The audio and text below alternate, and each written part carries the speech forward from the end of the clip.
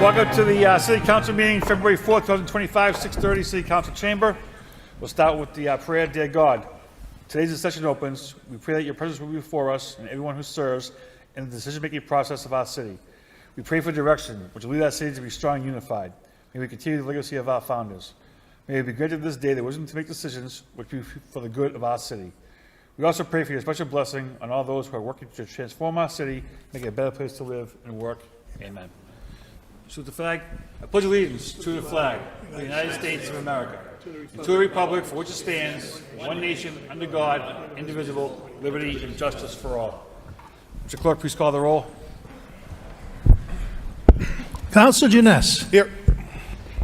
Council Mercier. Here. Council Noon. Here. Council Robinson. Here. Mayor Rourke. Here. Council Scott. Here. Council Yem. Here. Council Belanger. Here. Council Chow. Here. Council Dakota. Here. Council Gitchie. Here. 11 present. Council Mercier. Thank you, Mr. Mayor. I'd like to offer a moment of silence for Margaret M. Lindsay, registered nurse, born in Lowell, Mass. She attended the Immaculate Conception Grammar School, class of 1945. Margaret was a graduate of Lowell High School, class of 1949, also known as the 49ers, and then St. Joseph's School of Nursing in 1953. Later, she received her bachelor's degree from Salem State College. Prior to her retirement, Margaret was with the Lowell Visiting Nurses for over 35 years and was also the home care coordinator at the former St. Joseph's Hospital in Lowell for 25 years. Margaret loved to travel with her family and friends, especially to Seabrook, New Hampshire, and Cape Cod, Mass., and to Maine. In addition, she was an active alumna of Lowell High School and was very proud of her graduating class, the 49ers, where many lifelong friends and relationships were started. However, Auntie Marg's great joy was when she was with her family. She was their cherished Margaret, affectionately known as Auntie Marg to us and the family who came in contact with her. She always had a great joy when she was with her family, especially her beloved nieces and nephews. She always made any room she entered a better and more fun place to be. She will be dearly missed. Margaret is survived by a sister-in-law, Joan M. Leahy Lindsay of Lowell, 3 nephews, Michael Lindsay and his wife Sandy of Dracut, Christopher Lindsay of Tingsboro, and Albert Lindsay Jr. of Troy, New York, a niece, Joanne Lindsay of Tingsboro, her aunt, Dorothy Podfin of Dracut, 15 grandnieces and nephews, and 15 great-grandnieces and nephews. She was unbelievable. She would love to go out and eat where she could be found at the tavern at Lindsay's on Friday nights. She was also the sister of the late Al Lindsay and the late John Lindsay, the lifetime companion of the late Walter Polak. I am honored to say that she was quite a remarkable woman. I'd like to also offer a moment of silence in darkened chamber for Avra K. Canavis Skrekis, a lifelong resident of Lowell, a proud graduate of Lowell High School, class of 1945, and Bradshaw Business School. Avra pursued further education by taking business courses at Boston University. She began her professional journey in the insurance industry at the young age of 18 under the mentorship of Mr. Charles Slowey in Lowell. Together with her husband, George, she later founded and ran Avra's insurance agency in Lowell for over 50 successful years, leaving a legacy of service and dedication. Avra was a dedicated member of the Transfiguration Greek Orthodox Church in Lowell and an active member of the Ladies Philopthicus Society, embodying her deep commitment to the faith of her community. Her passion for helping others extended far beyond her professional life. Avra previously served as president of the Juvenile Diabetes Foundation and was actively involved with the March of Dimes and the Reading is Fundamental organization. She also found great joy in working with children in the Lowell Public Schools, making a lasting impact on young lives. Avra is survived by her beloved daughter, Georgia Skrekis, who devotedly cared for her in her later years. Avra was predeceased by her loving husband, George Skrekis, and her daughter, Deborah Victoria Skrekis. Her two brothers, Theodore and John Canavis. We offer our condolences to her family, relatives, and many friends, and I'd like to offer a moment of silence in darkened chamber for all those who passed away since our last city council meeting. May they all rest in peace. Thank you very much. Thank you, Councilor. Councilor Janice. Thank you, Mr. Mayor. Just wanted to take a moment to acknowledge the passing of William Laverne Crew Jr., who passed away peacefully in his home on Friday, January 31st. He was a 40-year resident of Pepperell. Bill was born and grew up in Buffalo, New York, before moving to Pepperell in 1982. After working in the lumber industry for decades, Bill founded Better Cabinet Distributors in 1992. Through his company, he helped make beautiful homes for families across New England. He's an active member of St. David's Church in Pepperell for many years, including serving on the vestry as a treasurer. Bill had a deep love for the Lockport region of Nova Scotia, Canada, traveling there regularly throughout his life and forming close friendships. In 1998, he and wife Linda achieved a lifelong dream of building a home there where he loved to host family and friends. Be it in Pepperell or Nova Scotia, Bill's greatest joy after his family was a house full of people. Bill was predeceased by his wife Linda and his sister Penelope. He is survived by his sons Peter, who is our case director here with the City of Lowell, Nathaniel, his daughter-in-law Megan, and his grandson Finley. After Linda's passing in 2010, Bill maintained lifelong relationships with Linda's family, Marcia Segelstein, Christian Van Dyke, and Timothy Van Dyke, and their respective families. The Crew family would also like to acknowledge Bill's close friends Timothy and Linda Halligan, Deborah Hamilton, and Judith Potter, with whom Bill enjoyed a good many drink and game of pool over the years. Thank you. Thank you, Councilor. Any others? Mr. Clerk, please darken the chamber.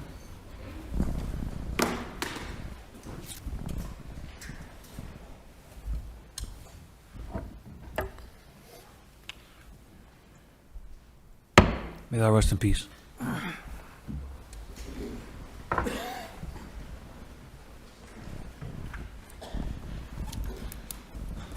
We're on section 2, Mayor's Business 2.1, communication to accept remote Zoom participation. Motion to accept by Councilor Gitche, second by Councilor Janice. All those in favor say aye. Opposed, motion passes. Section 3, City Clerk 3.1, minutes of the City Council regular meeting, January 28th for acceptance. Motion to accept by Councilor Belanger, second by Councilor Chow. All those in favor say aye. Opposed, motion passes. Not quite being 7 o'clock yet. We'll move on to City Council motions, Section 5. 5.1, Councilor Robinson. Request City Manager have the proper department explore the pros and cons of implementation of S3005 automated traffic enforcement cameras on school buses in our community. I believe it's a Senate bill, seconded by Councilor Yem. Councilor Robinson. Thank you. Real briefly, Senate Bill 3005. The governor signed off, I believe it was January 14th of this year. This bill allows individual districts to decide whether to install camera systems that take photo and video of vehicles that may violate laws prohibiting the passing of a stopped school bus. The measure requires local police departments to review the footage and decide whether fines should be issued.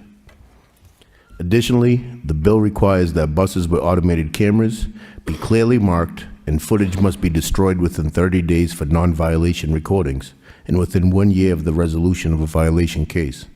Districts that use the system will be required to file annual reports to the state and cannot permit vendors to use the data for any other purpose. I think they carved out some important safeguards with this, and so I think it's well worth us taking a look at, because we've heard, from many people that cars that blow through buses with the stop signs out are challenging in some areas of the neighborhood. So any recommendation coming back would be greatly appreciated. Thank you. Councilor Dakota. Thank you, Mr. Mayor. Good motion by my colleague. I had actually looked into this myself probably 7 or 8 years ago, and there was a problem with, obviously, we were looking at hiring more people because you would have to be looking at the footage and everything that going through to the court system. So I know that the school department is will be going into the last year of their contract with the big buses. So I would think that would be something, if my colleague doesn't mind, we hold off, because when they do go out for an RFP next year, it'd be a lot easier to install school bus cameras on newer buses than something that's already in the fleet. So, but the motion has good intentions. Thank you.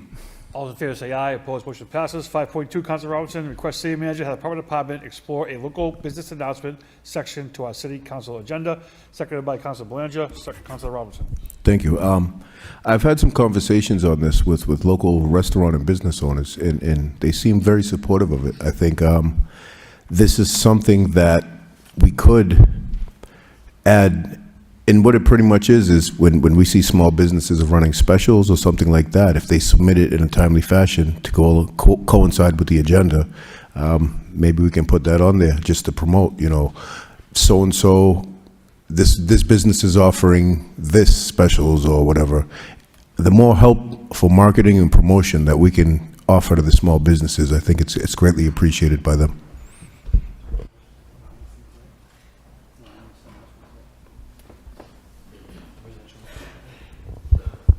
Yeah, Mr. Manager, go ahead. Thank you very much, Mr. Mayor, through to the council. Council, that's a great idea. Our comms team is putting together something actually right now that we've just put out there about an hour ago. This is kind of what a discussion that we had previously about this. And I just want to let attention residents and businesses of Lowell. City of Lowell's comm team would like to announce 2 brand new email newsletters that are being produced for residents and businesses. A monthly version catered to residents of Lowell and a bi-weekly version catered to businesses and business owners. So this is something we're starting, but we can absolutely put this into the weekly Agenda. the weekly agenda. Thank you very much, Mr. Mayor. The weekly agenda, if that's something you want to look at. But there's something we're just sending out. It happened an hour ago. So it's been something that the conversation you and I had started, and we're moving on it already. So it could be a good opportunity for people to look at. I'm glad to hear that. Thank you. And I did see the social media post come out about an hour ago, and I think it's great. I think, again, I've said it many times, I think the comms team that this administration has put together is doing an incredible job. And I think we just had a nonprofit subcommittee, and that was something that the nonprofit organization that met with us was saying that they really could use assistance with community connection, and they're looking for help promoting any events that they're doing that's pretty much student and youth led and run. And so I think, and I expressed that in the subcommittee, I think the city's comms department is more than capable of assisting with that. So thank you very much. This particular piece will definitely, we're trying to capture everyone's emails, et cetera, to try to get as much information out as possible. Council Janess. Thank you, Mr. Mayor. I appreciate the motion by my colleague here. I think it's a good idea. The definition of our agenda is kind of laid out in the city council rules. So if it's okay with the maker of the motion, I'd like to refer this to the rules subcommittee so they can decide whether or not to include this. Council Robinson, Council Janess, all in favor say aye. Opposed, motion passes. 5.3, Council Robinson, request city manager have property department explore ways to improve lighting in the area of West 6th and Jewett Streets. Second by Council Mercia. Council Robinson. Thank you. I've had residents reach out to me. That area, when you're at the small Spanish store, bodega on West 6th, and you head down the hill, it's very dark heading down there, and it could be the bottom of that is definitely pretty steep, and especially in the winter months, if it's icy down there, it's tough to see pedestrians, so any help's appreciated. Thank you. All in favor say aye. Opposed, motion passes. 5.4, Council Noon. Request city manager have the Lowell Police Department provide their official policy for interacting with immigration and customs enforcement and how they plan to communicate that policy to the Lowell community. Seconded by Council Yem. Council Noon. Thank you, Mr. Mayor. In light of the new administration in D.C., I heard from many many parents around the immigration issues that ICE has been in some city and town already, that it's caused panic and fear to some parent who is not having proper papers or lack of paper. So I know of families that children did not go to school because fear that one return home, parents gone. So a lot of these people, working people, people who have businesses, who have been here for a long time, good citizen, a good resident of Lowell, that are worried and panic by the recent announcement by the new administration. I know that the city has policy. I know that back in Superintendent Kelly, policies in when to assist and when not to assist ICE and or others, federal administration, federal enforcement people. In the events of criminal investigation or crime, all those city has been assisting the ICE and or FBI and whatnot. We are not talking about that. We are talking about civil matters. So I'm not sure if there's a written policies in place. If there is, would be that I would like to have us revisit that policy, and that and how we are planning to communicate that policy to the community, at least to alleviate some of the fear that people may have. And that's the reason for the motion. All those in favor say aye. Opposed, motion passes. 5.5, Council Noon. Request city manager provide a report on the feasibility of increasing the current Community Preservation Act surcharge and an outline of the process necessary to implement a change in the surcharge amount. Seconded by Councilor Yam. Councilor Noon. Thank you, Mr. Mayor. So back in 2019, the city adopted the Community Preservation Act with 1% surcharge. And I know that at the time, there might have been exemption to maybe to a commercial, to some other things, a list of exemptions. So maybe we ought to revisit those exemptions as well.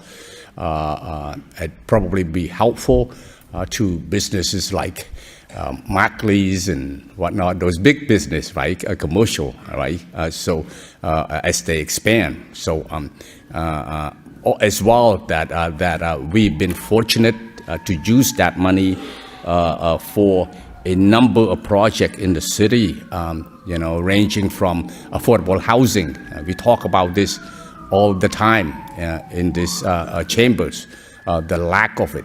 Also, we use that money for historical. If you look at the project at Rowley Farm for educational use, we put in there over $1 million for that project. So we use it for historical, open space. I think a lot of those work, we need to do it anyway. Maybe exploring of increase that to a 2% surcharge, and in addition, looking at some of those exemptions, maybe we ought to lift that exemption so that we have more to use to do the stuff that we need to do anyway, but with more money that are coming from the state. Thank you. All those in favor say aye. Opposed, motion passes. 5.6, Council Belanger. Request city manager have the transportation engineer address traffic calming measures on East Merrimack Street. Seconded by Councilor Chow. Councilor Belanger. Thank you, Mr. Mayor. I've been notified by a few of my constituents residing on East Merrimack Street, as well as I have personal friends there, and many complaints have arisen in the last few weeks as East Merrimack Street is a cut-through to avoid Andover Street and the Andover and Nesmith intersection to get you across the river in a shorter time. But, during this, especially the morning and evening commute, speeding is a serious issue. And many of these people have young children and families and are very concerned. So this is certainly a street that would qualify for traffic calming. So I'd like the manager to work with the proper department in coming up with a remedy on this street. It's much needed. Thank you, Mr. Mayor. Those in favor say aye. Opposed, motion passes. 5.7, Council Belanger. Request city manager update the council on elevator installation and estimated rehab costs at the Jean Dark School. Seconded by Councilor Yem. Council Belanger. Thank you, Mr. Mayor. I understand the need. We had to acquire the Jeanne d'Arc for the student body is growing, and that's understandable. But just curious as to, I have a few notifications from the members of the school department wondering the status as far as rehabilitation costs and the elevator installation, which is going to be needed, what those estimated costs are and timelines. So it'd be greatly appreciated. Thank Very you. similar motion on for tomorrow night's school committee meeting too, Council Belanger. Manager Golden. Thank you very much, Mr. Mayor, through the council. Council, currently, right now, we do have the RFP out for the OPM. Right now, we have 7 folks that are interested in it, so we're getting there. We'll have something, the schedule to correct them will be in the next 30 days. We'll have a contract in about a month. Yeah. We should know more of this in the next month or so. Okay, wonderful. But we're moving in that direction on the project manager. Thank you, Mr. Mayor. Mr. Manager, that will be suffice. Thank you very much. All those in favor say aye. Opposed, motion passes. 5.8 by myself, the mayor. Request city manager assess the condition of the roof at Pawtucket Memorial School and provide a report on necessary repairs, including costs and funding options. Second by Councilor Robinson. It speaks for itself. I understand, Mr. Manager, we're not going to do MSBA through this, so I think that's why we're just looking for some updated costs. Councilor Scott. Thank you. It's an excellent motion. We had this discussion that the roof was discussed back in 2012 when I was on the school committee. The issues still continue. I think the only way it's going to end the issues is if that roof is finally repaired. And I know the MSBA funding it's not eligible for. I don't know how else we can make it happen within our budget, but I think it's important for us to look at, and I think this is a great motion. Thank you.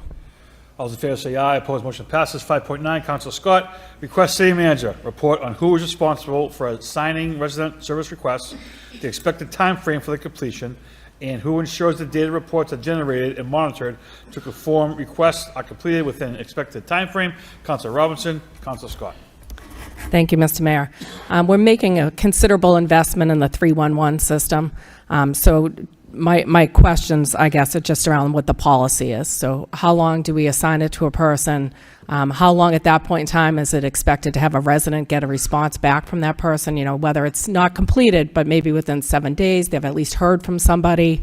And then who runs the reports showing what isn't closed? And then finally, my question would be, who's the one person that's in charge of making sure that everything is closed that should be closed? Thank you. All those in favor say aye. Opposed, motion passes. 5.10, Councilor Scott. Request city manager provide a comparison of other MSBA projects of similar size to Lowell High School, including details on the use of contingency funds. Report should outline the original contingency budget, actual usage, and reasons for any variances. Seconded by Councilor Gittia. Councilor Scott. Thank you. I just felt that this would be good data for a point of comparison to see if the change orders have all been warranted. Also, so that we can use it for forecasting going forward to see where we are in the contingency budget compared to where these other projects were at that point in time. Thank you. All those in favor say aye. Opposed, motion passes. 6, communications for the city manager. Motion responses. A, solar LED streetlights. Councilor Young. Thank you, Mr. Mayor, and thank you so much for the report. And I'm looking forward. Someday we will have solar-driven lights on a city. Maybe instead of doing all the city-wide, we can start implementing small portion at a time according to the budget allowed. That's all my request. Thank you. Motion response B, Lowell Police Department cell block mold and dirt cleaning. Councilor Mercia. Thank you, Mr. Mayor. That was a motion jointly by myself and Councilor Chow. 1 week he was not here, so I thought we could just put it off till he comes back. Then the next week I wasn't here, so we put it off again. We're both here, so I just want to say thank you for a great job done. We see pictures now of the pictures that I had, and it's 100% better, and I'm so grateful. This is what good health is all about. So thank you very much for letting me be able to say that. Thank you. Council Chow? All set? She said it all. I'm all set. Okay. Council Getchia? Thank you, Mr. Mayor. Through you to the manager, or to, is there somebody here from the maintenance side of the DPW? Yes, we clean the outside. When was the last time the ductwork was cleaned from the unit to the exit grate? That's the question. Mr. Manager? I would have to check on the exact time frame, but we did do a brand-new HVAC system over there, and I do recall that we were discussing cleaning the interior, but I'll make sure I have that for you. The police department now is utilizing the school dude, and it's really getting everybody up to speed with, first of all, utilizing, second of all, checking on it, going back and forth. And for the edification of the members, which I know everybody understands, but maybe the edification of the residents, school dude is just an ability work order system that we're really trying to get everybody involved in to say, is this done? But to answer your question, Councilor, more pointedly, I'll get the answer. I believe it was done when we upgraded the entire unit, but I'll make sure that happened. And when did you say that was? Last year? It was in the summer, right? Yeah. We were running off that temporary one in the back that everyone had to kind of move around, and now that My concern is, like Councilor Scott had brought up earlier, is like the Pawtucket Memorial. If in 2012 we would have replaced it, we would have spent, 1/3 of what it would cost today, but also we would have saved a lot of money in the mold costs and everything else along the way. And I know that you're inheriting all these issues, but I think that one major issue is duct cleaning is more important than the little screen at the end, because that's what's blowing out. So if that screen's capacity of dust is there, then that means that duct is dirty also. Thank you. If it's okay, I'm sorry, thank you, Mr. Mayor, through the council. If it's okay with the council, we'll get that answer to you back tomorrow via email, and just to let everybody know when that's happened. And if it didn't happen, we'll make sure it does. All good? Great. Motion for response C, downtown Lowell BID bid. Council Noon. Thank you, Mr. Mayor. Thanks to DPD Director Giovanni Byroses, particularly Ali Carter's, for her hard work on this. I know this is an ongoing progress. So I would, if Mr. Mayor would not mind, I would refer this to a downtown subcommittee meeting, the report, so to have more discussion as to the timeline, when are we going to get to the MOU between the cities and the committee for the bid, Business Improvement District. Motion by Council Noon, sent to downtown subcommittee, seconded by Council Yem. All those in favor say aye. Opposed, motion passes. Motion response D, contact Governor, federal and state delegation funding for Lowell Transitional Living Center by Councilors Robinson and Getchia. Council Getchia. Thank you, Mr. Mayor. Mr. Manager, thank you for sending this along. I think the response is the question, and hopefully we get a response, and hopefully it's a positive response that we can implement some of the things that we really need in the city. So thank you again for putting this letter together. Councilor Robinson. Thank you. Yeah, I echo those sentiments, and I mean, again, we've been inundated with our social service organizations in the city having to repeatedly rise to the challenge and address a lot of the Merrimack Valley. And so, any assistance we can get. Councilor Janess. Did it go out? Oh, back again. Any kind of assistance that we can try to get for these organizations that are rising to the challenge for the Merrimack Valley, greatly appreciated. Thank you. Councilor Janess. Thank you, Mr. Mayor. I'd like to thank my colleagues for putting this motion forward and getting the ball rolling on this. I just wanted to mention that I saw earlier today that NECN did a story on just this issue, but from the lens of across the state. The individual shelter system, of which LTLC is a significant part, has seen a 25% increase in individuals experiencing homelessness just this past year. The state budget has been level funded now for 2 years. There's a $110 million line item in the budget that specifically goes to funding a lot of this. It covers about 35% of the organization's costs, and then they have to find the other 65% through donors and fundraising and everything else. But that number hasn't changed, and in Governor Healy's proposed budget, for this year, it's still 110 million. So if we can get that to come up, that's going to help LTLC, it's going to help the other organizations. This article from NECN goes through several different shelters that are, seeing massively more people than they have capacity for come through the door every day. So this is an issue that's clearly across the state, and this is what we're talking about when we say we need help. So I think it's coming at a good time, and I hope we get a good answer back. Thank you. Get you. I just would be remiss if I didn't say to the manager, if you do get the opportunity to speak to anybody, that we bring up how much opera funding we spent to do this, where no other community has done that.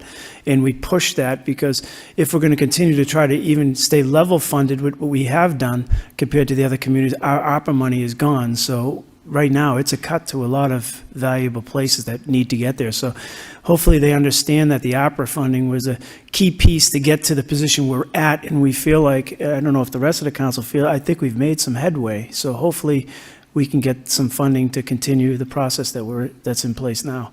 Thank you. Mr. Manager? Thank you, Mr. Mayor. Through to the council. Councilors, first and foremost, thank you very much for the robust response from each and every one of you for sending stuff back. I have to say, commend our State House delegation. The reps are going to be coming in, I believe, on February 14th. It's still a work in progress on a date and time. But if anybody has any other ideas on some of the priorities, and I know that many of you have already sent your individual priorities that we should be asking the delegation, and many of it is around homelessness, sidewalks, etc. But if there's other things that are, other things that come to you, please don't hesitate, because I believe it's going to be February 14th that we're going to be meeting, and I'll ensure to include your thoughts, because their budget is right around the corner, so they'll be looking for any type of feedback. And I do want to thank the reps for reaching out and making themselves available on that date. Back to this general public hearings being past 7 o'clock. 4.1 ordinance to amend Chapter 104 or rodenticide. Second reading as an ordinance amending the Code of Ordinances, City of Lowell, Massachusetts, as amended with respect to Chapter 104 thereof entitled Animals by adding new Article 4 entitled Rodents. We'll start the meeting by all those in favor, in favor, in favor. So right to the podium, just state your name and address and go right ahead. And sorry, could you repeat which motion was? I just want to make sure. Sure, it's 4.1. It's the ordinance for rodenticide. Rodenticide's great. Thank you. My name is Ryan Oates. I'm at 33 East Meadow Lane in Lowell, Mass. And I'm also, I'm speaking as myself, but I'm also a member of the Lowell Sustainability Council.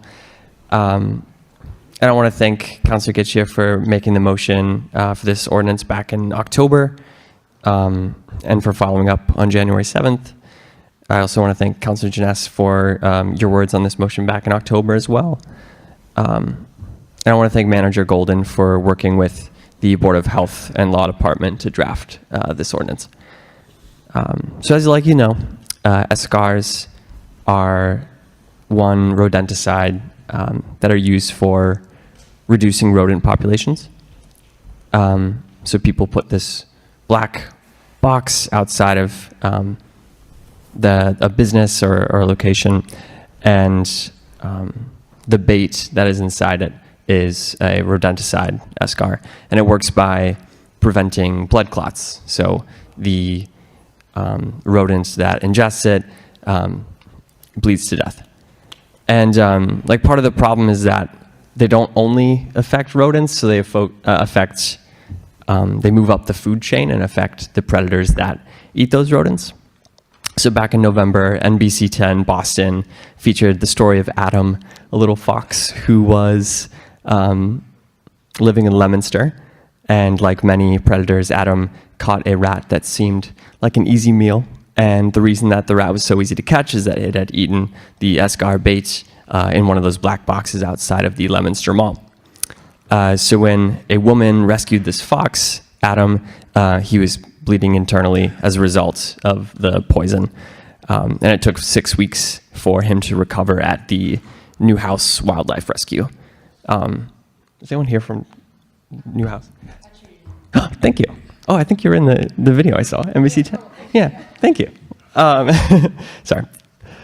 But I understand that another fox that was caught that day died before it could be treated.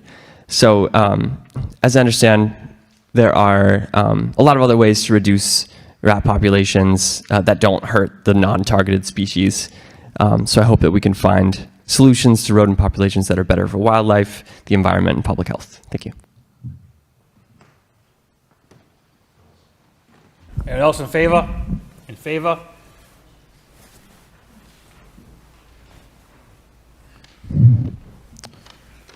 Good evening, councilors. My name is Andrew Kolar, and I'm an architect that lives at 524 Westford Street in Lowell. I'm here tonight to express my support for the proposed ordinance to amend Chapter 104 regarding the prohibition of second-generation anticoagulant rodenticides, or SCARs, on city properties except in the case of waivers for emergency use applications. My profession is founded on the principles of upholding the health, safety, and welfare of the general public. This particular issue is one related to building operations and maintenance, and accordingly not within my standard purview. However, it is more frequently a topic of discussion even at earlier planning stages.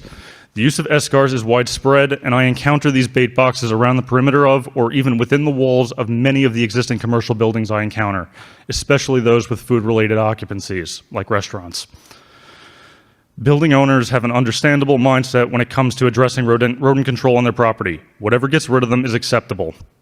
The reality, though, is that while effective at killing the target species, there are unintended consequences cascading therefrom. Other species that prey on rats and mice, like eagles, hawks, owls, foxes, etc., become sick and/or die.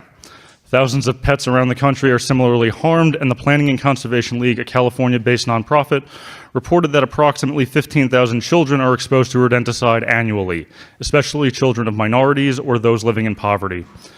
This is where integrated pest management is necessary.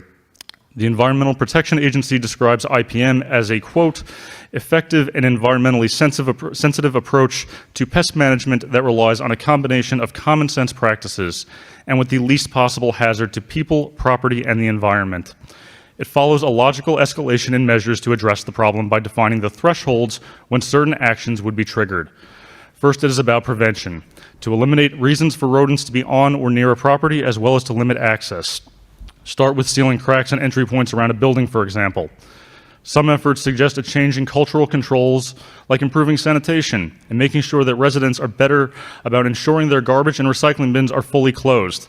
I see open bins down local streets every single week, many without a warning or violation notice.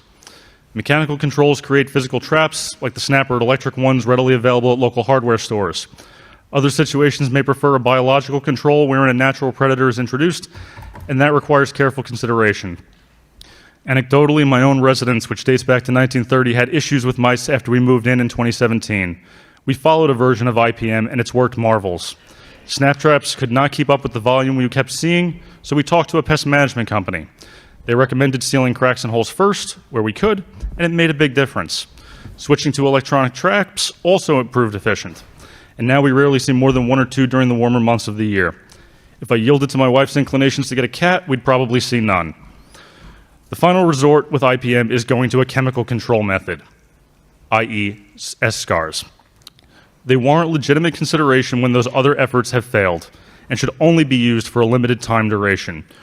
We are on a second generation of these pesticides because species develop tolerances to them over time, and they eventually become less effective. A similar scenario to how antibiotics evolve over time in response to antibodies evolving to become more resistant. We cannot pursue a war on nature and not anticipate the hardships and losses that come therewith.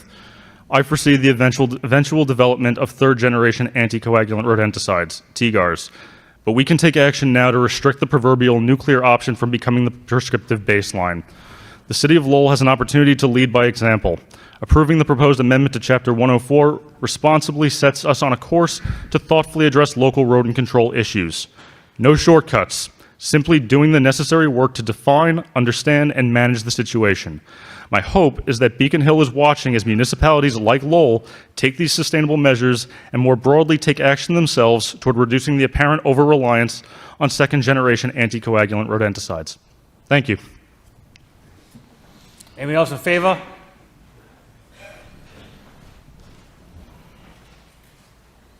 I wasn't planning on talking, but now I just have to. My name is Jane Newhouse, and I treated Adam, which is the fox that he was just talking about. I run Newhouse Wildlife Rescue. So when animals are poisoned with secondary rodenticide poisoning, they come to us, usually the ones in Lowell do. In fact, Mac is a red fox that I received from Lowell that is still at the rescue right now. That was positive for eschars. So we're definitely seeing it, and the issue is what the problem with the secondary generation anticoagulant rodenticides is they are much, much stronger and more persistent in tissue than the first generation. So to treat an animal for eschars, you're treating them for at least 6 weeks and sometimes longer. So what we have to do is we have to give them vitamin K if we can save them at all. A lot of times they're bleeding out, and I'll tell you, I won't even get into what it's like to watch an animal die from this. It's awful. It's awful. And what it does is it actually affects the animals that eat the mice and the rats the most. It goes after them, right? So your average great horned owl will eat 2,000 rodents in its lifetime, or 2,000 rodents per year. They live 15 plus years. So you're talking about 30,000 rodents that it will eat for free. And when we kill them, we become more reliant on pest control companies and poisons and things like that. So it doesn't make sense to use something that hurts our wildlife. I could show you lots of positive test results too. We've also paid thousands and thousands of dollars for knee crop season proof. So if pest control companies say that it's not actually affecting them, we have lots of knee crop season and proof that definitively these animals are dying from second generation anticoagulant rodenticides. So I'm very grateful. I go to lots of cities and towns, and this is probably one of my favorite meetings I've ever attended. You guys are just very open and positive, and I've watched some of the previous meetings, and I'm very hopeful that tonight Lowell will get a positive vote to rid this municipality of rodenticides and join. I think there's about 8 other towns and cities around Massachusetts that have banned it, and I'm excited to have Lowell ban it because you guys are a famous city in Massachusetts, and this will be huge in the fight against eschars in Massachusetts. Thank you.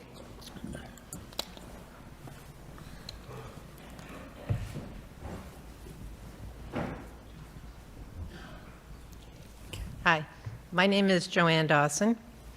Good evening, Mr. Mayor, Mr. City Manager, members of the City Council, members of the Lowell Health Department, and the Lowell Board of Health.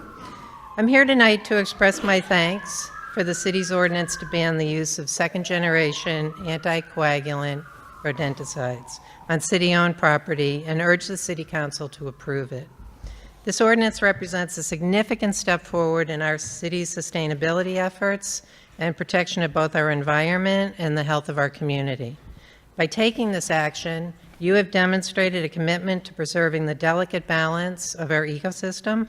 These harmful substances pose a serious threat to our neighborhood wildlife, including eagles, hawks, owls, fox, coyote, and even our beloved pets. Your decision to eliminate them from our city-owned properties will undoubtedly save countless lives and contribute to the overall health of our environment. This ordinance also sets a powerful example for other communities to follow. It shows that we can find safer, effective, more humane alternatives to rodent control that do not endanger the well-being of our wildlife or the integrity of our natural habitats. Thank you once again for your dedication to making our city a safer, healthier place for all living beings. Your leadership and vision are truly appreciated, and I look forward to seeing the positive impact of this important ordinance. Thank you. Thank you. Anybody else in favor?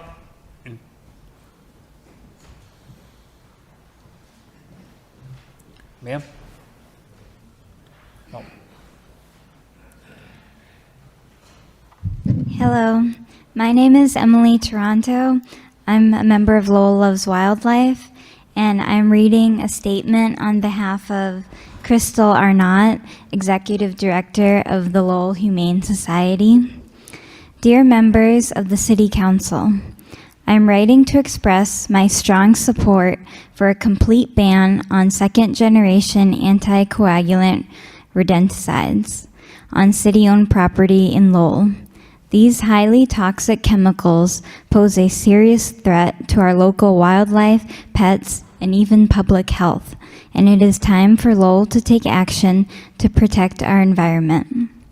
Escars do not just harm rodents. They have devastating secondary effects on predators and scavengers that consume poison prey. Birds of prey, including hawks, owls, and eagles, are especially vulnerable. The pair of bald eagles that call the Merrimack River home, a symbol of resilience and environmental progress, are at risk of ingesting contaminated prey and suffering from fatal internal bleeding caused by these poisons.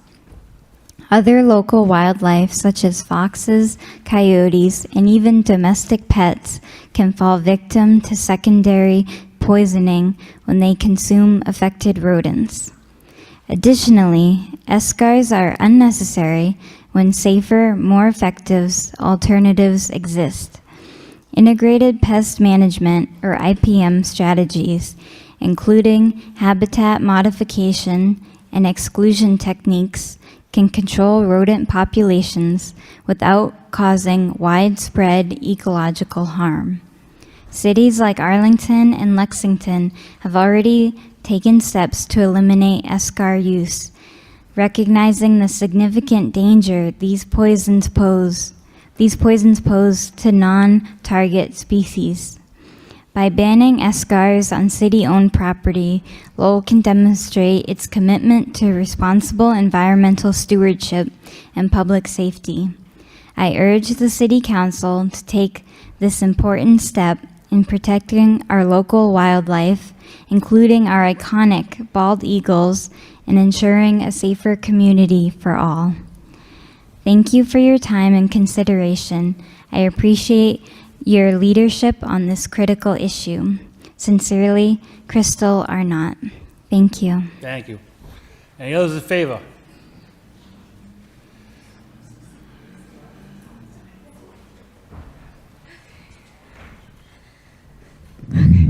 Good evening.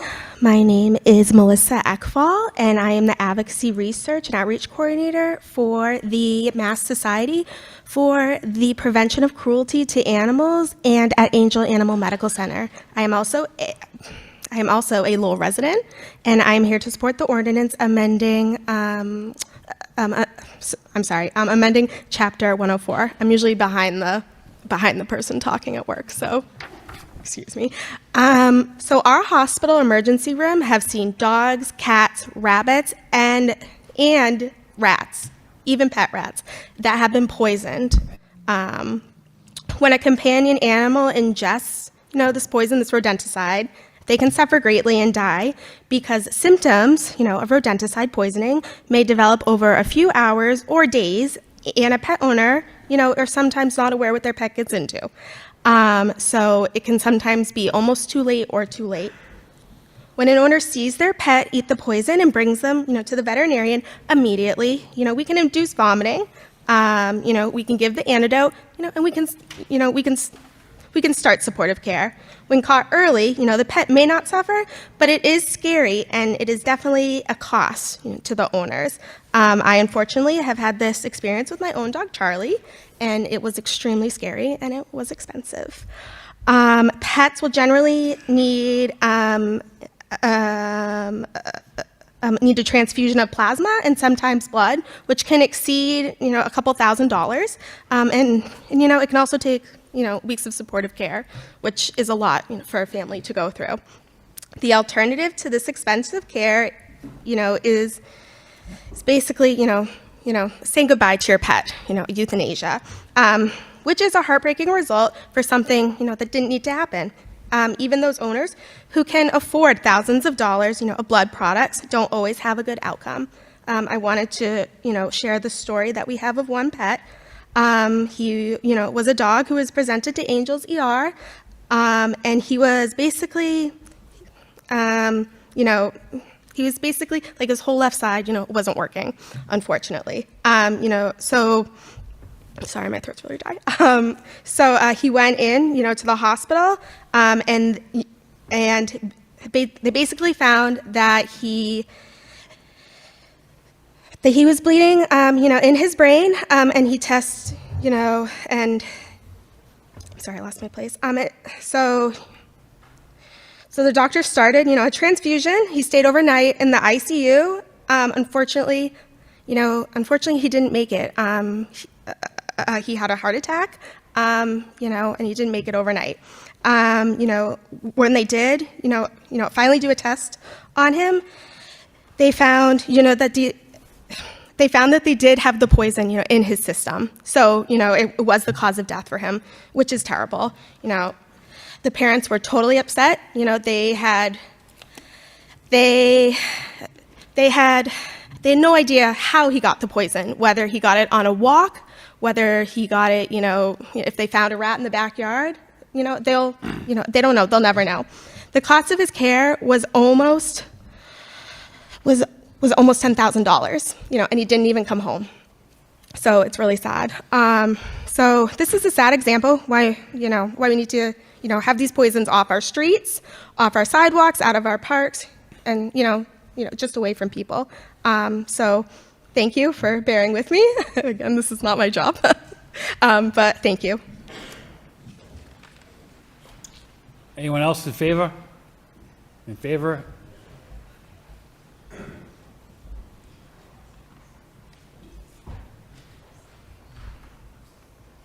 Mayor Rourke, City Council members, Manager Golden.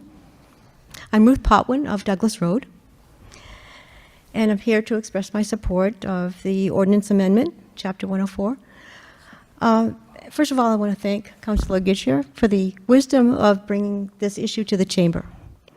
And you've already heard wonderful testimony from experts here tonight. But I would like to offer you a personal experience, my own experience, in my own backyard.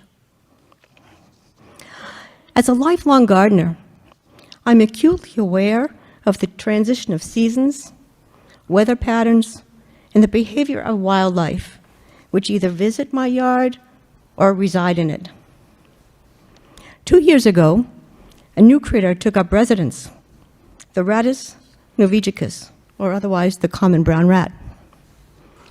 The population started out small, but grew very quickly, radically changing the ecology of my backyard.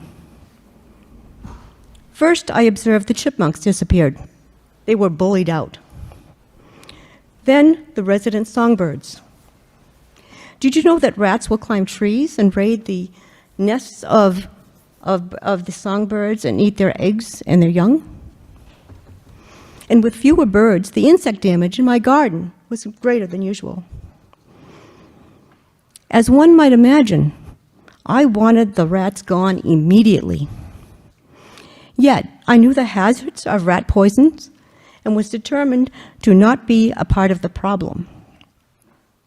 It made no sense to choose a quick and easy solution of rodenticides, which ultimately kills the rodent's natural predators. As Jane said, one great horned owl can eat over 2,000 a year. One hawk can eat over 1,000 per year. Now, this past year, I began using a rat infertility program to control the population with notable effects. A pair of rats left to tango in the moonlight will become 1,500 in 1 year, breeding every 21 days, with the offspring starting to breed at only 21 days old, teenagers in the rat life cycle. It is my hope that the City of Lowell will not only ban escars from the city properties, but also engage in a vigorous public education campaign regarding the harmful effects on wildlife and the very predators that keep the rodent population in check. There are many safe methods within the integrated pest management programs that you've heard about, which do not use poisons, only as a last resort. But the word needs to get out. Thank you for taking this first step. And feel free to ask me any questions about my own experience with the rat infertility programs and its potential success for the city. Thank you.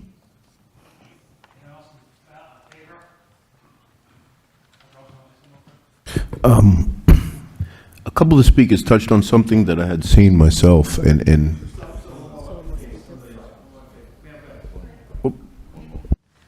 Hi, I did not intend on speaking. I came to support. My name is Diane Poole, regular Lowell resident for over 30 years, and I think in following Newhouse, I've learned a lot, and I just think it's common sense, and I hope you listen to what all of these people have said and ban rodenticide. Thank you. Thank you. Anyone else in favor? In favor? In favor? The portion of the meeting is closed. Anybody in opposition? Opposition? Opposition? That portion of the meeting is closed. Councilor Robinson, go ahead. thank you. Through the conversations that we've had to get to this point with banning this, I did see an article that was on NBC Boston, and it was something that I was going to bring forward at some point. I know the city of Boston is actually considering, they have pretty much a birth control measure for rats. The reason I wanted to ask, we have some professionals in the house too, is that are they seeing any negative effects on the rest of the wildlife? I'm not sure. But there is an option that the city of Boston is looking at, and with us being in a city with restaurants and living in close proximity, integrated pest management is going to definitely have to be dialed in, as well as if the birth control measures for the rat population is something that's not impacting any other species. I think it's well worth looking at. And I thank all the speakers and my colleague for bringing this forward. Thank you. Councilor Getchia. Thank you, Mayor Rourke. I just have a couple of emails that I got from people who couldn't make it tonight, and I think I've said enough over the last few months about the issue, so I'll just read them into the record. So, dear Mayor Rourke and members of the City Council, the Friends of Horn Pond is writing the City Council in full support of the proposed city ordinance to prohibit second-generation anticoagulant rodenticides, SGARs, for the use on city-owned property, including buildings, parks, grounds, open space, and public right-of-ways. Enacting the city ordinance will be instrumental in protecting wildlife, domestic pets, and people from the risk of anticoagulant rodenticide poisoning. Examples of wildlife in an area of the city of Lowell are MESA protected species, including bald eagles and falcons, as well as natural rodent predators, including hawks, owls, foxes, and coyotes. The Friends of Horn Pond is an all-volunteer nonprofit organization with a mission to conserve and preserve the Horn Pond Conservation and Recreation Area for current and future generations through community awareness and action, collaborative partnership, and citizen science efforts for the advancement of environmental and wildlife habitats in and around Woburn, Mass.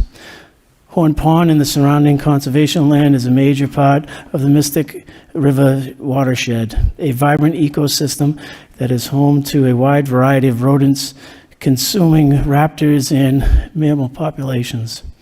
The use of second-generation anticoagulant, rodenticides, SGARs, to control rodent population place all of the rodent consumption species at high risk of sickness and death from the consumption of the poison rodents. Thank you for this opportunity to comment on this proposed city ordinance. Please contact me if you have any questions. James F. Joyce, President of Friends of Horn Pond, Inc. I'll let Councilor Janess read his, and then I'll read the other one. Thank you, Mr. Mayor. I have a letter here from Mass Audubon. Dear Mayor Rourke and members of the Lowell City Council, on behalf of Mass Audubon, I express my support for the proposed amendment, Article 4, Rodents, to be added to Chapter 104 of the Code of Ordinances of Lowell at the City Council meeting. Prohibiting the use of SGARs on municipal properties and encouraging the adoption of integrated pest management will help protect Lowell's residents, wildlife, and overall ecosystem from exposure to deadly chemicals. Second-generation anticoagulant rodenticides are a class of rodent poisons that kill animals by preventing their blood from clotting. When predators like raptors, foxes, and coyotes consume rodents that have ingested this poison, they too are poisoned. This secondary poison often proves fatal to the predator. By working their way up the food chain, eschars have already impacted Massachusetts' ecosystem. Veterinarians at the New England Wildlife Center report annually treating hundreds of predator animals for critical eschar poisoning.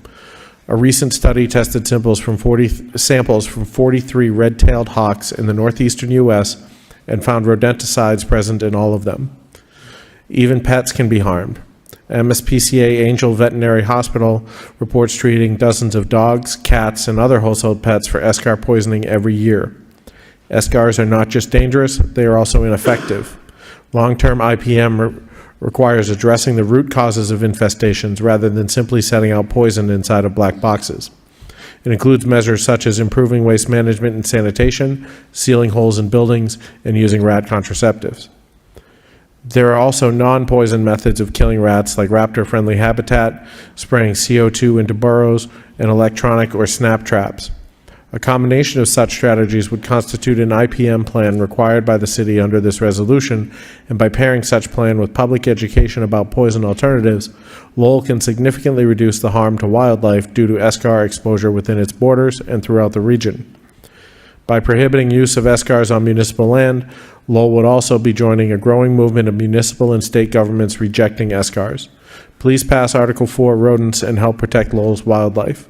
Appreciatively, Sam Anderson, Director of Legislative and Government Affairs. Well, Councilor Gitsch, you good? The last one, I promise, Mr. Mayor. Jane Calvin, Executive Director of Lowell Parks and Conservation Trust. Dear members of the Lowell City Council, as Executive Director of the Lowell Parks and Conservation Trust, I am deeply committed to protecting and preserving the health and well-being of Lowell's community and natural environment. I commend the Lowell City Council for its ongoing efforts in conservation, and I believe there is an opportunity to further enhance Lowell's commitment to these values by addressing the use of second-generation anticoagulant rodenticides, eschars, by our city. Eschars are a highly toxic substance designed to control rodent population, but their impact extends far beyond their intended targets. These potential chemicals pose significant risk to non-targeted wildlife, specifically natural predators of rodents, including raptors such as hawks, owls, and eagles, foxes, coyotes, and even domestic pets. We often feature live raptors in our after-school program, and students love knowing there are so many raptors right here in Lowell. When these natural predators consume some poisoned rodents, they too become victims of the anticoagulants, leading to a cascade of unintended and often fatal consequences. The accumulation of these toxins in the food chain disrupts ecosystems and endangers biodiversity. These predators, which play a crucial role in maintaining ecosystem balance, are particularly vulnerable. Their decline can result in unchecked rodent growth, create a cycle that ultimately undermines the goals of eschars are designed to achieve. I also want to address the potential human health risk associated with eschars. These chemicals can contaminate water sources and enter the food chain, poisoning indirect threats to public health. By eliminating the use of eschars, we can reduce these risks and demonstrate our city's commitment to a healthier, more sustainable future.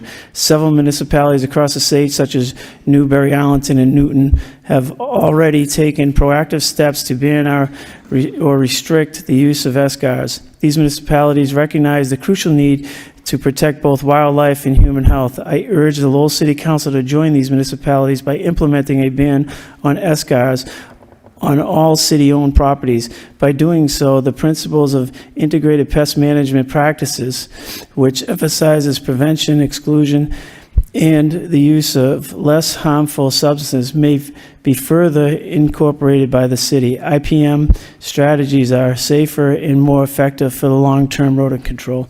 I appreciate your attention to this important matter and look forward to your positive response. Thank you for your leadership and dedication to the well-being of our community and natural surroundings. Thank you, Mr. Mayor. Thank you. Motion to adopt by Councilor Gitsch, second by Councilor Janess. Mr. Clerk, roll call. Councilor Janess. Yes. Councilor Mercier. Yes. Councilor Noon. Yes. Councilor Robinson. Yes. Mayor Rourke. Councilor Scott. Yes. Councilor Yem. Yes. Councilor Belanger. Yes. Councilor Chow. Yes. Councilor Dakota. Yes. Councilor Gitchia. Yes. 11 yeas. Back to motion responses. E, letter to Congress, support for homeless. Councilor Noon. Thank you, Mr. Mayor. Thank you, Mr. Managers, for sending letter to Congresswoman Johan. I know that you and your administration with our partners is working very hard to support the need for homeless in Lowell, just like any other city and town. I've done that, but we need more. We need more help. We hope that, Congresswoman Johan can get some federal assistance from, D.C. to address some of those concerns, ranging from, shelters to mental health to addiction to affordable housings and whatnot. So I appreciate that you sent a letter to her. Thank you. Councilor Robinson. Thank you, and I thank my colleague for this. This is the council and the administration reaching out for help. I think we have to keep doing this until someone answers that call. It's whether it's been conventions we tried to set up with surrounding communities or letters sending out to different members of the delegation. I think it's clear we definitely need assistance. So hopefully we can get some responses between the two that are on the agenda for tonight. Thank you. Moving on, information reports. First one is a budget listening session. Mr. Manager. Thank you very much, Mr. Mayor, through the council. Councilors, this Thursday we'll be hosting a budget session for everyone to join. The councilors, I know that we go through this on a very regular basis, but it's an opportunity for us to really invite members of the public in, just to say, hey, how does this work? What's going to happen? It's really what we'd like to say is a budgeting 101. It will be run this Thursday by the CFO at 5 p.m. to 7 p.m. at City Hall. Both the assistant city managers will be there. The CFO will be there. I unfortunately will not be. I think I'm going to be heading someplace to deal with other matters for the city. But it's a good opportunity for if the council could put it out on their social media and et cetera, just to try to invite people in to understand more about what's happening with our budget. We are jumping on board with this rather early. We're going to try to get this done in a timely manner, as we have every year, but we're just trying to finish it a tad earlier this year than we have in the past years. Councilor Noon. Thank you, Mr. Mayor. This budget 101 is a great thing. I know that the CFO have done that last year, I believe, at Senior Center. I know that this year you plan to do multiple of this kind of session. I would suggest, or I would ask that you spread it throughout the city, invite not only the community, the resident, but also our partner, if they have any suggestion or input into how we, what is their priority. It's not just our priority, but they are too. So let's hear what they have to say, and we will do what we can to address those. Thank you. Councilor Janess. Thank you, Mr. Mayor. I appreciate the fact that you're going to do this, Mr. CFO. I think it's a good step, and it's something that the residents should take advantage of. I'm happy to share on my social media. Is the city planning on putting communications out on the city's social media about this? Has that happened or not yet? Mr. Manager, go ahead. Thank you, Mr. Mayor, through you to the council. Council, that has gone out already. We'll make sure that we continue to share it. The last one that we did have, which we held at Middlesex Community College, was extremely successful. I think we had over 30 people attend. And we will be, to Councilor Noon's question or point, we will be probably doing another one or two easily, just to once again spread out information, get the information back, and they're very interesting. So if anybody would like to come, we'll make sure we share that again, Ms. DeRoche's with our on our social media platforms.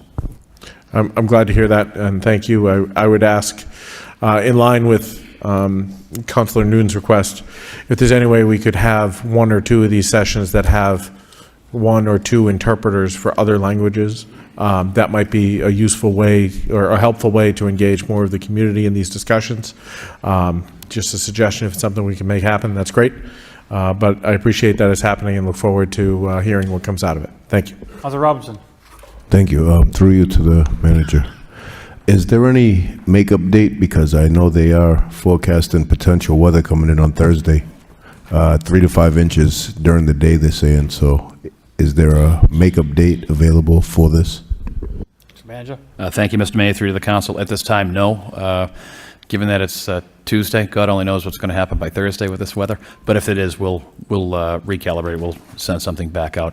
This will also be on LTC as well. But, you know, once again, depending on the weather, we may cancel it. But then again, it may be sunny and warm on Thursday. Council Belanger. Thank you. Thank you very much, Mr. Mayor. Mr. Mayor, through you to the manager and CFO Conabaldo, and I want to thank them very highly for their openness. And this is a display of how the administration is open for comments and suggestions. I think it's very commendable, and it's in the name of transparency for the taxpayers to know where their money is going, why. So I very much support this, and I wish you luck. And please let us know the feedback. I'm very curious to know. Thank you very much, Mr. Mayor. Official report for the CPA. We had a motion earlier by Council Noon, send this to a subcommittee. Council Noon, second by Council Getchia. All those in favor say aye. Opposed, motion passes. Official report, Lowell High School School Building Committee update and change order log. Mr. Manager. Thank you very much, Mr. Mayor. Through to the council. Councilors, we have put together, I believe, the information that you're looking for, but we have Mr. Dowd here from Skanska that could answer any questions if anybody has any questions at this point, and we can leave it from there. So I leave it to you, Mr. Mayor, and the council. Mr. Dowd, thank you very much for bringing your team here and to answer any of these questions. We'll continue moving forward. And we do have a brief presentation, if that could be posted. Yes, sir. Good. Yep.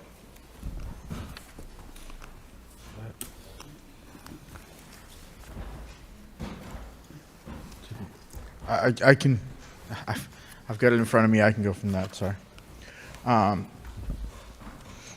Mr. Mayor, through you to the city manager. First of all, we heard you 3 weeks ago when we were here, and to increase the level of communication, we're going to recommend that we make a presentation quarterly to the city council on the status of the project. Probably coincide that with the SBC presentations that we do every other month, and that we issue monthly to the SBC. We'll provide the council with the same presentation. Moving on, there were numerous items that were asked about in the gymnasium and other areas of the high school, which I'd like to address. The design team and the construction team took immediate action last month and addressed nearly all of those issues, or there is a plan going forward.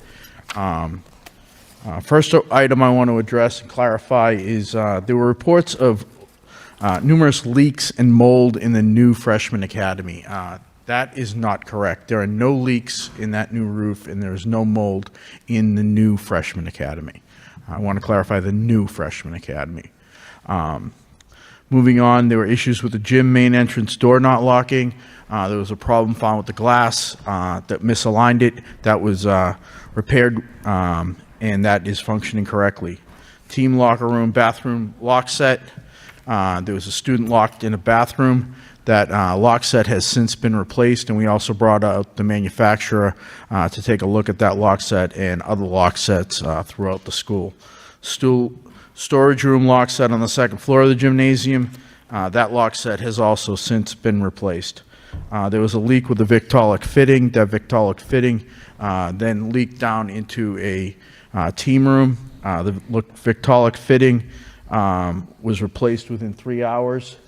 And immediate action was taken on that leak on the ceiling of that locker room with the repairs completed within a week of the original leak. Elevator issues. We heard a few weeks ago about people being continually stuck in the elevators. There was an issue back in the spring where on 3 different occasions people were stuck in the gymnasium elevator. The elevator installer was brought out on 3 different times. We finally got them to do a thorough review of that elevator. There was one part that was found that was installed incorrectly and worn. The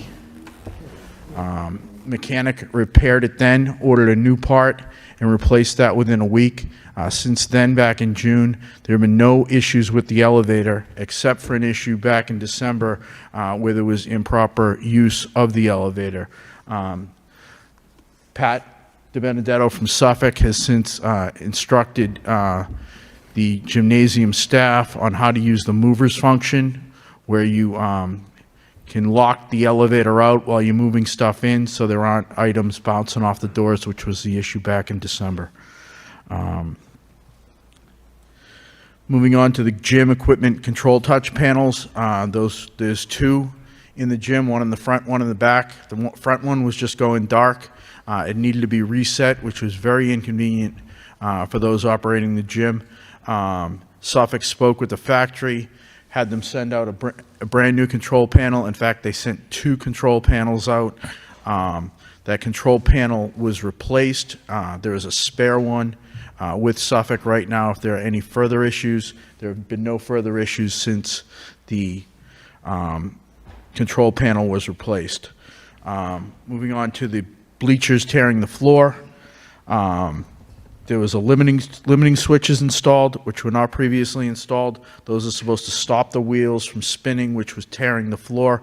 We are keeping a very close eye on that. Right now, it seems like that is the fix. Overhead door operation, both the loading dock and the equipment room on the 2nd floor, we're having misfunctioning overhead doors. The problem was found with the eyes were getting tripped, the monitors. Those were repaired the next day, and then guards were installed 2 days later to prevent that from going out of whack again. Further moving on, we heard about a condensate pump leaking in an equipment room. That condensate pump and the drain line was repaired. Furthermore, there was a monitor installed that's tied into the building management system, which if that pump fails, it will shut down the unit that was feeding the condensate that was creating the leak. Moving on, there was talk of an operable louver in the mechanical room where you could see a bit of daylight. That is a very large door. Should large pieces of mechanical equipment need to be replaced and craned into the location, into the building at a further date for maintenance. That is not leaking. There is a pan underneath it should any water come through, which is working, and that is installed as designed.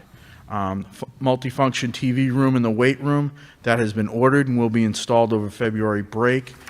Mirrors in the weight room, we've looked at several options. We're going to end up replacing the mirrors in the weight room and having them start 3 feet off the floor. They went down to the 4-inch base previously. Those are, we're shooting to install those over April break replacement. The Hall of Fame wall not being painted, that was in fact painted.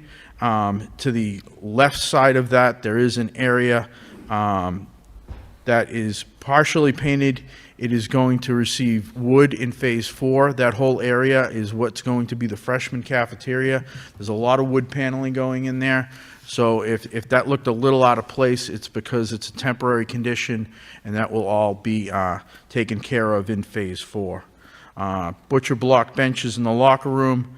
The fasteners have been upgraded. All of those have been lagged on all 4 corners, and the finish corrected on those where the lags were installed. Also in the locker rooms is wall-mounted locker room seats. We are working with the architect on installing sturdy legs so that those can remain and that they won't be damaged. In the locker rooms, it should be of note, there were 15 benches over the last couple of years where we have had issues. All of those issues with those have been in the boys' room. There have been none in the girls' room.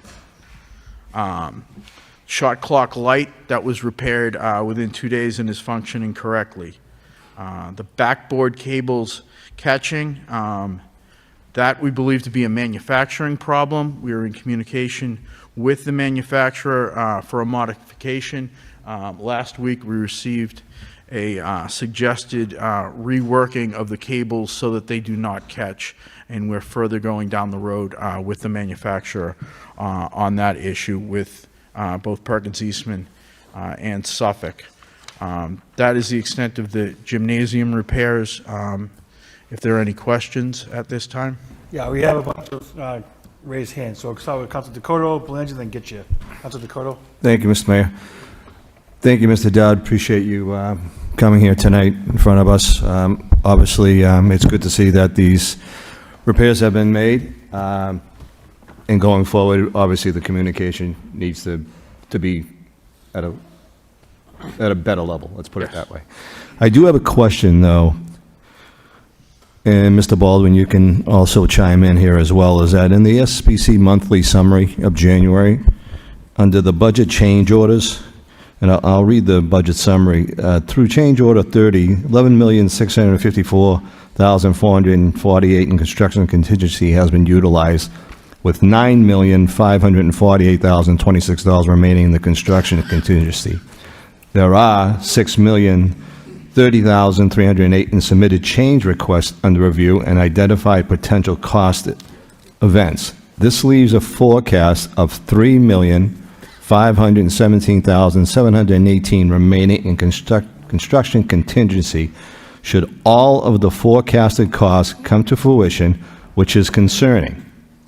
Scancer is looking at other portions of the budget that are forecasted to have savings to potentially supplement construction contingency if needed. So that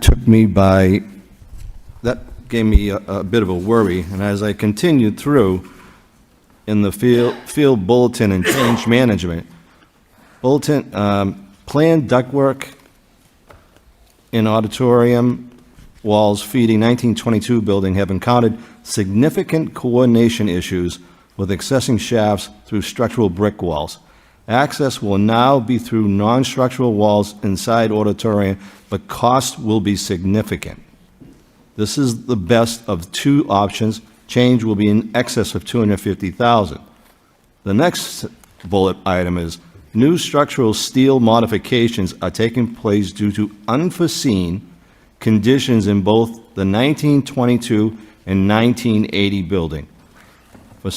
That bulletin strikes me because that does not make me warm and fuzzy. I guess I'm asking for your opinion, Mr. Baldwin. We're only looking at $3 million here left in this contingency fund. Why do I have a feeling that this is going to go over? Because it sure looks like we're leaning that way. Mr. Dowd? Those numbers are included in the $6 million, and those are all the known events we have, and we put very liberal cost numbers on those. So all the on the $6 million. Some of those are submitted. Not all of those do come to fruition. We include numbers that we consider to be claims that have been rejected in that number. I know in the last 2 weeks, one change order from the mechanical contractor for $280,000 was rejected. We had a claim from the electrical contractor for inefficiencies for $198,000 that we rejected.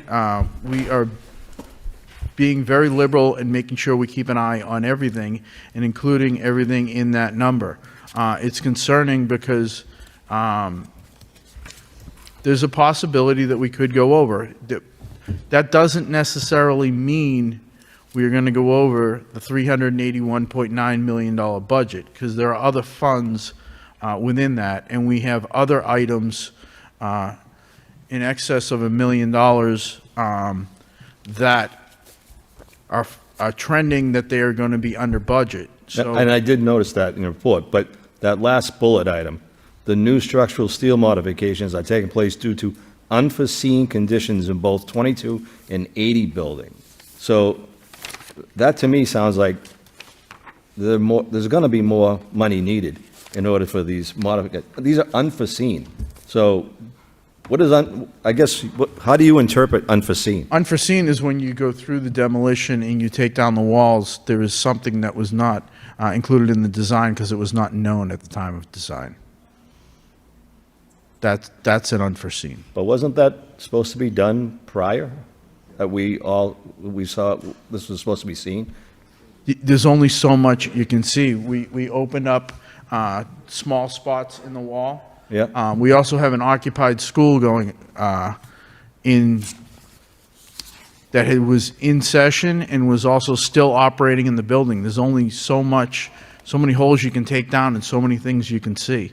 We're also dealing with hazardous materials when we're removing those portions of the open school, and you do them off season in the summer, but you can only see so much.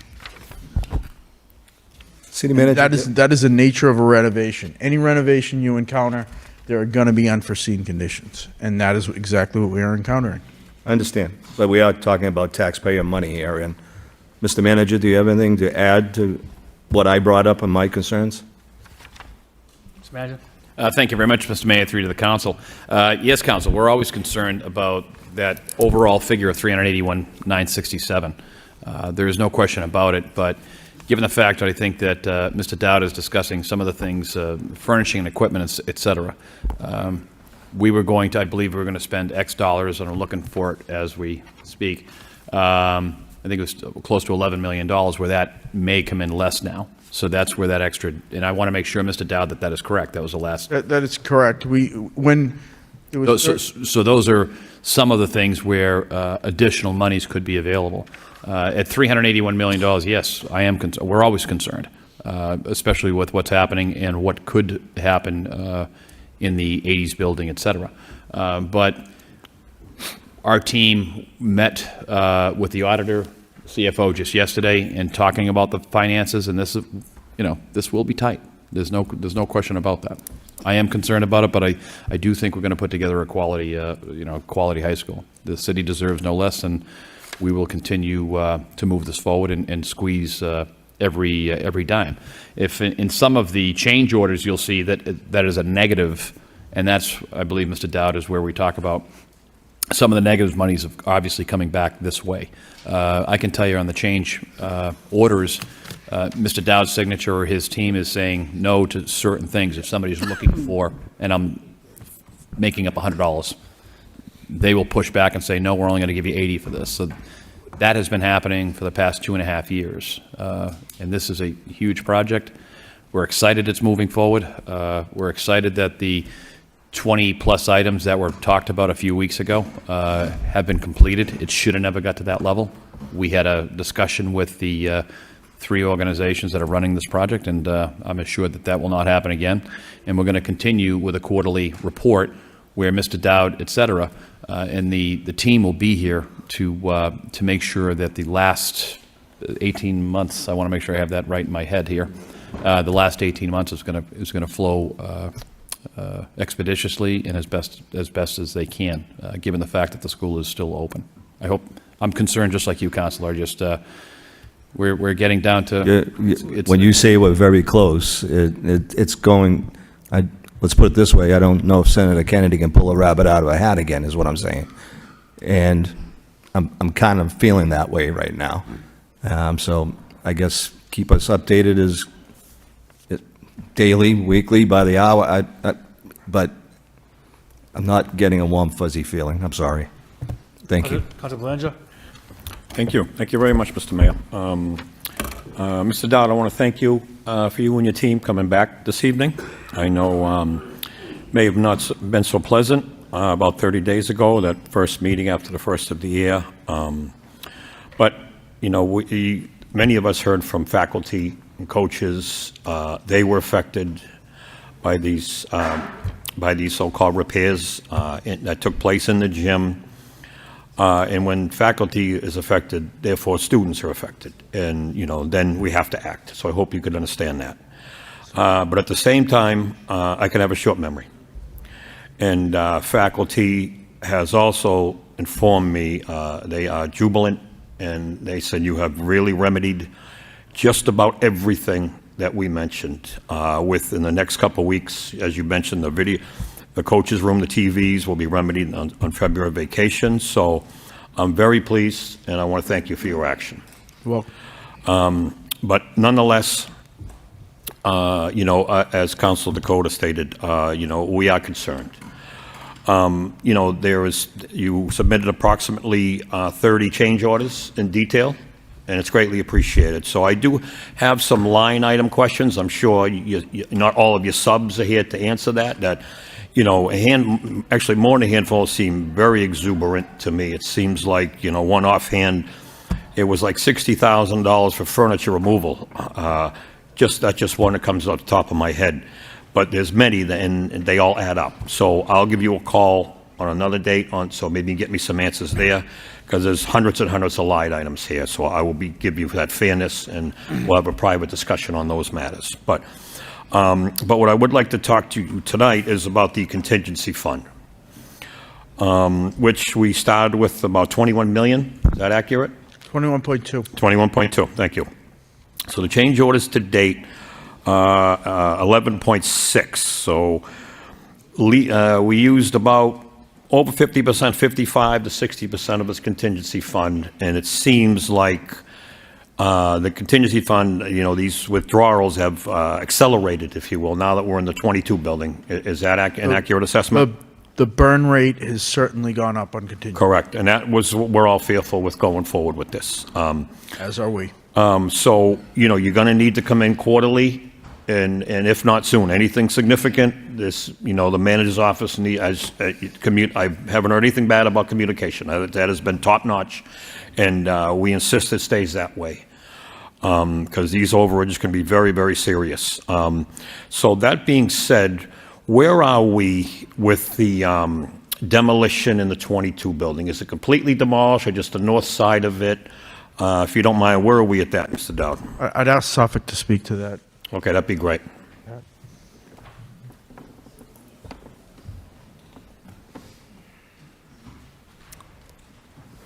And sorry, what was the question on the demo completion? Oh, Correct, in the 1922. So right now we're in the slab on the basement level, and yet to be, the unknowns could be a result of the trenching that goes on. I mean, we don't open a slab without finding something, as far as a footing or an obstruction. So we're constantly working with the design team in Skanska to pivot at that moment to basically avoid any cost increases. Yes, that's very concerning. So you're in the first floor. Basement. Yep. That's all, okay. I guess we can't see through walls, obviously, but what do you anticipate first, second, and third floors? First and second floor, anyway. So what do you envision there? So the majority of the unknowns on the third, second, and first floor have been realized, and that's why we're at the bottom level now. So, excellent. I'd say 75% of the square footage for phase 3, we have encountered all the unknowns that we are expecting. Okay. Right now. That's good. That's soothing. That helps. Okay. Okay. Well, that's great news. It's if as Council Dakota stated, we've already had one bailout. There won't be a second. The second one is on the taxpayers alone, and we want to avoid that at all costs. So I do appreciate you coming in. That's a good sign, and I hope to see you quarterly as well. So, and just for the folks at home who are home viewing, there's going to be an open house on this Saturday, February 15th, where we're opening the doors to not only council members but the general public to come in and see what the taxpayers are paying for. I know there's been much discussion here. Not all of it's been all positive, but the Riddick Fieldhouse in particular is a gorgeous state-of-the-art facility that's going to serve our youth for many decades to come. It's beautiful, and So, we don't want to take the big picture here. It really is a phenomenal project, and overall, you're doing a fantastic job. So, going forward, communication needs to remain as it has, top-notch, and we look forward to future updates, and especially this contingency fund, where is very much on my mind going forward. So, that's all I have tonight, Mr. Mayor. Thank you very much. Mr. Mayor, I just want to make a correction. February 15th was not supposed to be for the general public. It was supposed to be just for the council. So Oh, I is that- just, okay. Yeah, so it was just for the council to walk through, because you don't want to take the general public through a construction site. That just, it just won't work. Right. So I just want to make that correction. Thank you. Through you, Mr. Mayor, to Mr. Dowd. Mr. Dowd, the phase one of the gymnasium when was that completed? August of 22. Okay, so that's 2.5 years ago? Correct. So normally when a project ends, what is the warranty piece to that project after you guys go? Is it usually 2.5 years? It's, the general warranty is 1 year. Specialty items, like say, a roof, for example, would have an extended warranty, and those are within the specifications. Roof is usually 25 or 30 off the top of my head. So the bleachers piece is always concerning to me because you turned it over in August of 2022. Do you know how many annual inspections were done by the city on those bleachers over the last couple of years? I do not know. Want me to tell you? Sure. You know, the answer's there. Now, when you think about this, okay, so if it would have had an annual inspection on it, we probably would have figured out the problem right away, I'm sure. So how many times has a company come in and actually inspected those bleachers, opening, closing, making sure everything actually operates? Because it is an annual inspection when you have students and everything in there. So I would really love to see where that report is that they annually inspected in 23 and 24. We have an inspection that the project... It's not on you, it's on the city. It was turned over, right? The project performed one in August. Okay. Right, Of right, 20 when you turned it over. Of 24. So 2 years after you turned it over, you had it inspected again? Yes, we have a 4-page report from the Hussey is the company that Suffolk had performed a review of it. Is that the one we paid the $9,300 for in the contingency that got billed in December of this year? That sounds about right. I don't have the cost events in front of me. So basically, we, the city, paid you to have the annual inspections that we should have been having done all along that cost like maybe $3,000? So we paid $9,300 for an inspection that should be done normally. And that's my question for this whole project is, are we now taking our contingency and using it as our maintenance plan? Because every time you come in and fix something, it cost us when we could, like a urinal screen, cost us $800 for a urinal screen. That's insanity. Then when you look at some of these bills going through here, I'd love to know what school dumpster requests are. Why would the school be requesting dumpster removal from you guys? Don't they have dumpsters? I'd have to look at the cost event in particular and what the event was. Like I said, there's 510 items, and without the individual items in front of me, I can't speak. No, I understand. I went through every single one of them, and I'm looking, it looks to me like night shift noise concerns in 2024. It cost us $19,000 to have people stay there at night to tell us what the noise concerns are. I mean, and then you look at some of the other things that are in there, and you're just looking going, wow, water incident in the 1980s CAF in May of 2023. What was that? Again, I'd have to have the cost events in front of me. You see what I'm saying? Councilor Belanger asked that he would reach out to us to meet on those events when we have it in front of us. We can do the same with you, Councilor. Well, I'm just concerned because we didn't even start in that area until November 2023. So I'm wondering why we're in there in May. So those are my questions. Are things happening in other parts of the building that you're taking over the maintenance piece and sending Suffolk over, so we're paying prevailing wage on top of your fee, on top of everyone's fee to do something that hopefully we can put a urinal screen in. I'm hopeful, but I'm not sure. And I hope we know how to dial Hussey and say, hey, can you come give us our annual report on our bleachers so that I don't have to pay $9,300 when there's no way it costs that money. I do it for a living. And when you're transferring funds over and over, marketing, again, was $4,000 for marketing. I'm not sure why we're marketing anything. And then when you look at generator maintenance, why would we be maintaining a generator through you and not through the city if it has been turned over to us? So those are the questions. And again, I'm supporting you. I'm saying to you that you're taking on jobs that are outside of your scope of work. If this thing got turned over in 2022, and here we are looking at bleachers in 2024, and we have no maintenance inspections, you know what happens to a warranty when you don't inspect it? We all should know. So that's the point, is we're looking at a lot of things that are now being absorbed into our contingency, and I'll guarantee you this contingency is going over because you're taking on all the responsibility of everything. And that's the hard part for me when I watch it, because Suffolk gets yelled at because a door handle broke that needs 2 screws put in it, or go buy another one after 2 years. You get the whole point. I do understand, the seats in the locker rooms. I understand that that's just a design flaw. You don't have a leg on it, and kids are heavy. Kids flip things down. Kids are kids. But a lot of the contingency pieces are now general maintenance pieces. And we don't have anybody over there to call. So it's comfortable for the city to say, hey, while you're over there, hey, can you take care of this? But I don't think we're understanding the cost that's coming to the taxpayer on that end, if that makes any sense to anybody. You're paying prevailing wage on top of everything, on top of an architect, on top of, an OPM, on top of a construction company. So I look forward to going over there with you, Mr. Dowd. I have no problem with looking at this stuff. But I don't think there's a solution except for you guys need to stick to what you do, not be the maintenance contractor for the city of Lowell. And that's what the problem is. We're overpaying and the taxpayers taking it on the chin again. And then everybody's getting upset because last time you came in here and you took all the hits. And then at the end, the very end of your whole thing, you said, I told the city. That kind of got drowned out by the noise.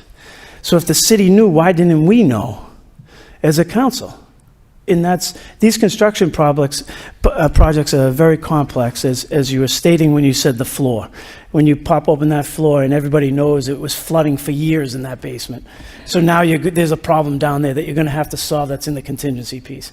We all understand that, but at the end of the day, I think this contingency is top-loaded with a lot of maintenance things. Adjust the backboard. How do we need to adjust the backboard? It just got put in, and if there's an issue, then we should call the company that installed it ourselves and say, here we are. We don't need you to go through you to pay the same money, that we can just pick up the phone and call. And if we would have had a maintenance person in that building who understood all the companies that were being put in, they could have made all those phone calls from a book that you give them at the end that says, here's the company who installed this. There's a whole book that goes along. You pick it up, you dial the number in there and say, hey, can you come take a look at this? And not use you. So I hope it gets better on your part, but when I look at this and I see, we still have a whole phase 4 left and half of phase 3 left, and there's not that much money in there, even though you say you've been really, on the contingency piece, you can't sit here and say that you're not going to go over, because my guesstimate is you're going over. But like you said, there's other areas in that budget that you project that you're going to be able to move funding over. So hopefully it stays within. And I do thank you guys for the hard work you're doing. I know it's not easy to stand up here and take the hit on the chin from everybody for everything that's going on, but we have a maintenance issue at the same time that we need to correct. So I thank you for your time and all your efforts that you're putting into this building. Councilor Janess? Thank you, Mr. Mayor. I would like to echo the sentiments of my colleagues, and thank you, Mr. Dowd, and thank you both for being here, for coming in the first time, for coming in tonight, and for most importantly, taking care of all the issues that were presented at the last meeting. Just like Councilor Belanger said, I too have heard from staff at the building who are much happier and in a better place, and things are working the way they should. And so that is appreciated by everyone. So thank you guys for your work with that. I do have a question that's kicked in my head as Councilor Gitcher was going through some of this maintenance stuff.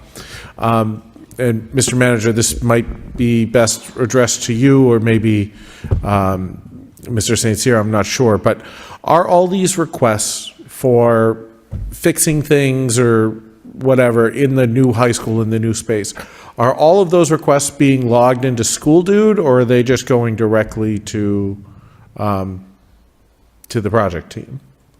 Mr. Manager? The appropriate way is to go through School Dude. And at that point in time, Mr. Underwood, Mr. St. Cyr would have a discussion. If it, probably is related to the project, it might be picked up at that point. But once again, it should be going through School Dude because I know that we have our professionals over there as well fixing things and whatnot. So I have to say that Mr. Dowd and the entire team has been great when something is broken. For instance, the one thing that sticks out in my mind is in the boys' locker room. 15 benches, I think it is, been damaged, and they've jumped right on it. That's not something that we would deal with. Right. But School Dude has been used in a great many areas throughout the city, but not everywhere. So trying to get everyone to really use it on a daily basis and checking it on a daily basis, that's nothing to do with this team that's in front of us. That's an us issue. Yeah. Making sure that, but I would think that Mr. Dowd would say that, some of our professionals from Lands and Building are over there fixing things, but they're also jumping on it right away as well. Right, and I definitely appreciate that when something's wrong, you guys are going over and taking care of it, and that's great.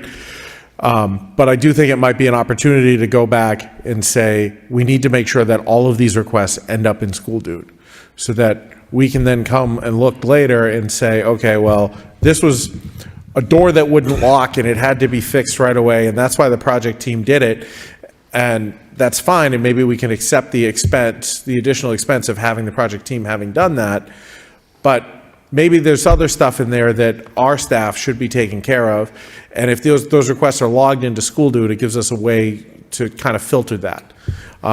So I would ask that we just kind of take a look at that and maybe have a good chat with the staff over there, just to make sure that that part of the process is being adhered to. Thank you, Mr. Mayor, through to the council.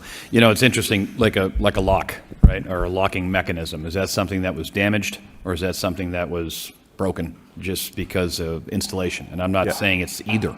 And I sometimes think that, Mr. Dowd and I have talked about this. It could be a jump ball. Was it something that was defective, or was it something because somebody actually physically broke it? So that's at times. And I have to say that Mr. Dowd and the team has been very receptive to trying to help it. In other instances, when we can see it's clearly damage that was created by something or someone, once again, they've been very helpful with that. So, working within a construction area, it's very well some of those locks could have been installed wrong, or somebody maybe did damage them because they pulled the door too hard, or whatever the case may be. So each and every one of these pieces that were brought up, we don't really know unless we, as Mr. Dowd said, we could look at each and every one of them, and now it's a judgment call. Was it something that was actually damaged by a patron of the building, or was it something that wasn't put in correctly, or something went wrong? And Mr. Dowd, would you agree with that? Some of this stuff is... Definitely. Yeah. Sure, and that's no surprise. And, just like your car has a 60,000-mile warranty on it, because not everything that breaks that was defective from when it left the factory is going to break on day one. You're going to find this stuff over time. But I do think it's important that we make sure we log all these requests and track them all, because that makes it easier to see trends. It makes it easier to know where we need to put more money or more maintenance. And so I think that long term, obviously the project team, at some point, they're going to complete this project and they're going to go away. And at that point, all of these requests will have to go through School Dude anyway. So I think it might make sense to try to get ahead of that. That's all. But I appreciate everyone's work on this, and I am anxious to see where we go with the contingency questions, and I'm looking forward to the tour on the 15th. So thank you all.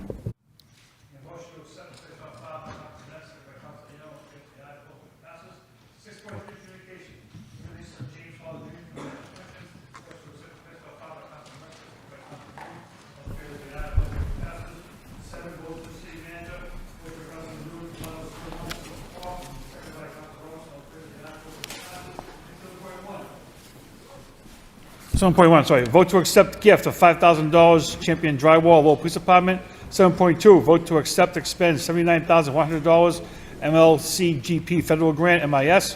7.3, accept and expend $8,788.89 MLGP State Grant, MIS. And 7.4, convey portion of 91 Peavy Street to Thompson Family Trust.